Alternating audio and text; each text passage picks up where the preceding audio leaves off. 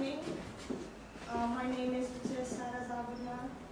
Dobrý den, zdravím české kolegy. Dobrý den. I would like to present my paper, which is called Sustainability as a part of Balanced Scorecard.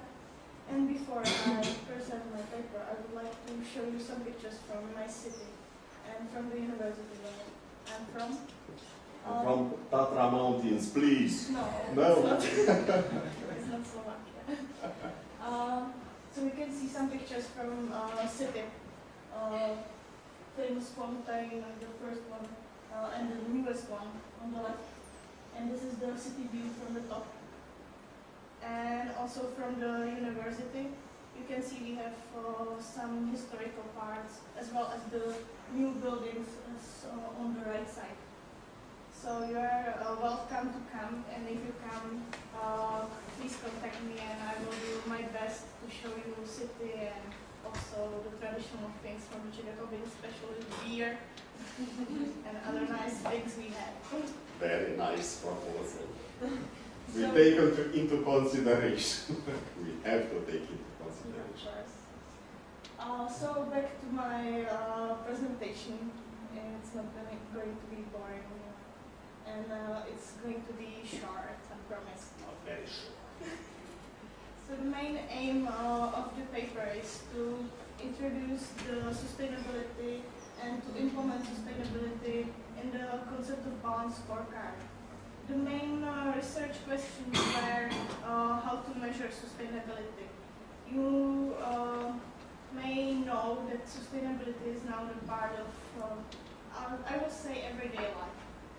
Because the European Union is pushing us to put sustainability everywhere in the projects to make everything sustainable. There are even people which have allergy to the word of sustainability or something to be sustainable. So I was thinking about how to measure sustainability, how to put it to the concept of companies, how to put it to the reality, to the indicators. I will start with the introduction of original balanced scorecard because maybe not everybody knows balanced scorecard, maybe not everybody is knowing what is balanced scorecard. So the original balanced scorecard came from early 1990s. Actually, it's 1992, and it was introduced by Robert Kaplan and David Norton. They put together financial and non-financial measures in one concept, which they called balanced scorecard. The financial systems before were really sophisticated and they were years ahead of non-financial. It's just because government requires financial indicators, and probably all companies have to every year put on financial indicators and show what is their earnings and all financial things. So it's obligatory. Financial quadrant is also one part of the balanced scorecard, but they put also three other quadrants: as a customer, as an internal business processes, and learning and growth quadrant. Customers quadrant put their indicators like market share and customer loyalty, customer satisfaction, and so on. In the internal business processes quadrant, you can find effective processes internally in the company. And the last one, the learning and growth quadrant, put together employee skills training and their growth within the company. You can see the balanced scorecard here. This is the original one.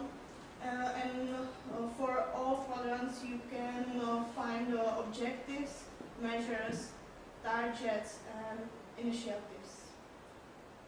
I will go further. As I say, I tried to put sustainability in the concept of balanced scorecard, or just to find a way how to measure sustainability. Sustainability includes broader issues than just financial or financial perspectives or just a training. It brings more ecology, it brings environment, nature, it brings also society there, the balance between women and men in the companies. It has 3 pillars.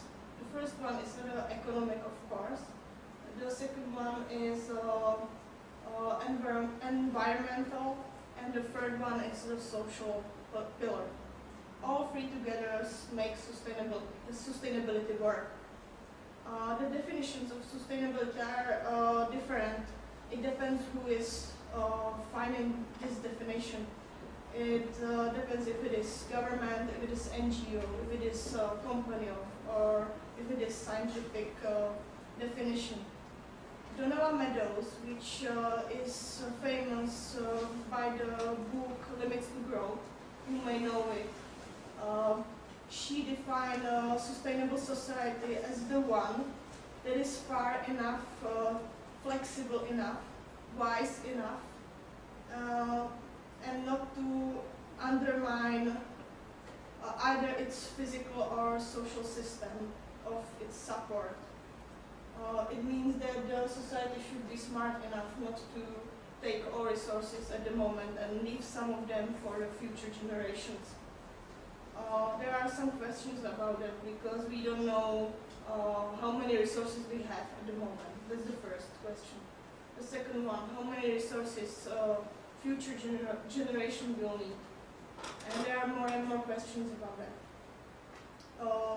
Common definitions of sustainability put together consideration of future, protection of resources, economic prosperity, and connection to these 3 pillars I said before.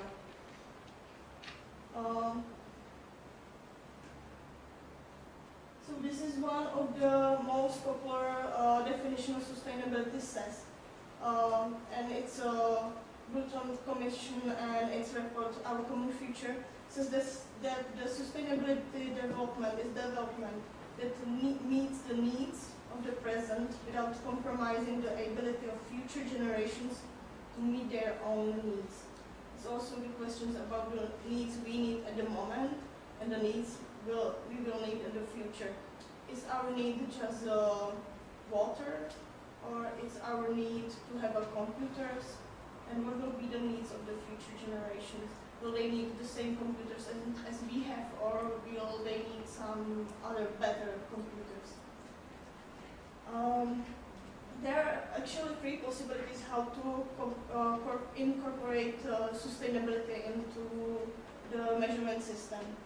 The first one, if we talk about the balanced scorecard, is to implement environmental and social issues into the 4 perspectives we have.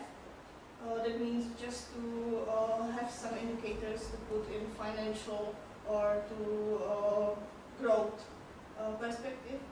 The second, we can add one more perspective that we call sustainable. Then we will have 5, as you can see here. Sustainability there as the 5th perspective. Or that the 3rd option is to create a specific parallel balance scorecard just to have sustainability in this balance scorecard. And these 2 balance scorecards then we have together. If we have this sustainability as the 5th perspective, then we need to see how to measure the sustainability. What does it mean for everyday life of the company? So we need to find indicators of sustainability. That is all saying which say what gets measured gets managed. That means we need some indicators, and we need these indicators to be controllable by all stakeholders, to be quantifiable, include all components, elements when multi-dimensional measures is used. That means, the last one means that if we have the term, for example, greenhouse gases, that means some outputs to global warming. They may include many gases. That all gases should be a component of this multidimensional measure. Now, I would like to show you the model of processing sustainability into companies. The first one, of course, is to understand what is sustainability, what is sustainable management. The second one is to find a strategy for sustainability, to set up indicators. Then there is a black box, of course, the company environment. We don't know exactly what is going on there. Then the fourth step is, of course, why to have sustainability indicators for a better future, for saving environments, for high ethical standards and healthy society. And this all is including in the measurement system, and that's the reason why we have it and why we measure it. I have also some examples of indicators you can see on this slide. We can group these indicators in groups, for example, as energy saving indicators, of water indicators, of waste management indicators, environment saving indicators, society, which is more about local people, local money staying in the local place, about the level of women and men in the companies, also about child work and these kind of things. And also we can have groups as noise and emissions, which are put in from the company to the environment.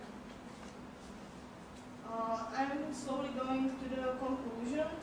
So the system of measurement can also pose a problem. That means that every company can have different view at the system, how to measure it. Then it's hard to compare these companies between each other. Then if management focuses only on the results, employees may be preoccupied by hitting the right numbers, not by the real working, and they just run for these indicators, not the real work. And for executives, it's good because they can easily judge the performance only on monthly or quarterly numbers. They just see the numbers and then they can do the proper steps. So thank you for your attention, and if you have any questions, I will be glad to answer. Not a question, please, Nicolae. Not a commentary, and maybe to discuss together about this problem of sustainable development of different sectors of the economy. As I told you during the coffee break, I'm coming from the practical activity, and so it's impossible for myself not to think how to can put into practice these very, very interesting theoretical achievements. And I think that our both universities have a very, very good